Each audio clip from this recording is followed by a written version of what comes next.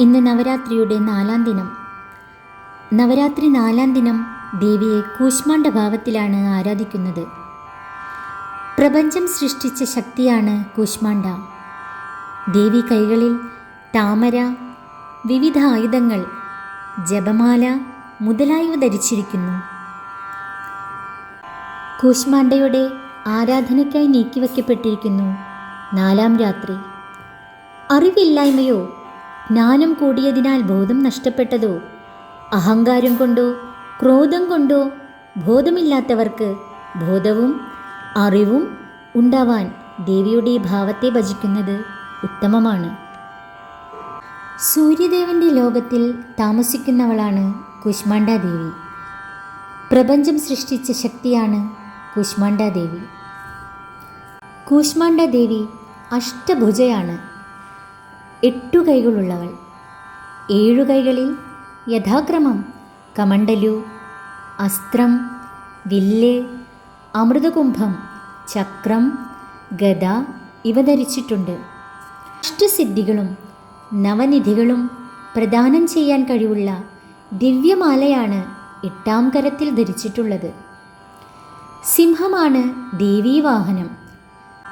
സൃഷ്ടിയുടെ ഊർജം അണ്ടത്തിൽ സൂക്ഷിച്ചവൾ എന്നാണ് ഈ അവതാരനാമത്തിൻ്റെ അർത്ഥം. 8 കൈകളുള്ളതിനാൽ അഷ്ടഭുജ ദേവി എന്നും പ്രപഞ്ച സൃഷ്ടിക്ക് കാരണമൂർത്തിയെന്നും വിശേഷണങ്ങളുണ്ട്. പാർവതീദേവി ഭഗവാനുമായുള്ള വിവാഹത്തിനു ശേഷം ശിവശക്തി രൂപത്തിലുള്ള ഉമയാണ് കൂശ്മാണ്ഡ ദേവിയെന്നും കരുതുന്നു.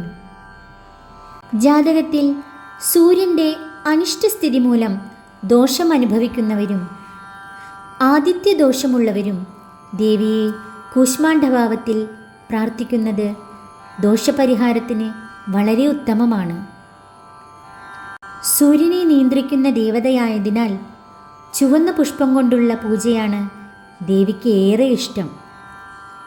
ദേവിയെ ഈ ഭാവത്തിൽ പ്രാർത്ഥിച്ചാൽ എല്ലാ രോഗപീഠകളിൽ നിന്നും മുക്തിയും സമൂഹത്തിൽ സ്ഥാനമാനങ്ങളും ലഭിക്കുന്നു എന്നാണ് വിശ്വാസം. ധ്യാന ശ്ലോകം: ഓം സുരാസമ്പൂർണകലശം രുധിരാപ്ലുതമേവ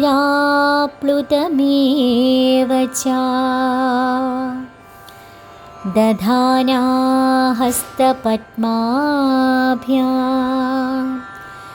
കൂശ്മാണ്ഡാ ശുഭദം സ്തുമേ.